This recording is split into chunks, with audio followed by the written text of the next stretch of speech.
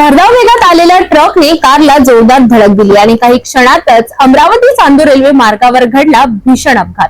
अपघातात 2 लहान मुलांसह 3 जण जखमी झाले असून आमदार प्रताप अळसड यांनी तात्काळ घटनास्थळी धाव घेत जखमींना रुग्णालयात पोहोचवलं।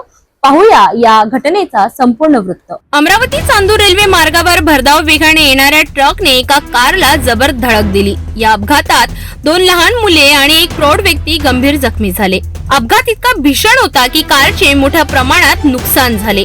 माहिती मिळताच आमदार प्रताप अळसड यांनी तात्काळ घटनास्थळी धाव घेतली। त्यांनी स्वतःच्या वाहनातून 3 जखमींना रुग्णालयात दाखल केले। सध्या जखमींवर उपचार सुरू असून त्यांची प्रकृती स्थिर असल्याची माहिती आहे। अपघातानंतर स्थानिक नागरिकांनी मदतीसाठी धाव घेतली होती। या घटनेमुळे परिसरात काही काळ तणावाचे वातावरण निर्माण झाले। पोलीस अधिकाऱ्यांनी घटनास्थळी पोहोचून परिस्थिती नियंत्रणात आणली असून अधिक तपास सुरू आहे। आमदार प्रताप अळसड यांच्या तत्परतेने अपघातातील जखमींना वेळेत उपचार मिळाले। अशाच ठळक आणि ताज्या बातम्यांसाठी बघत रहा सिटी न्यूज।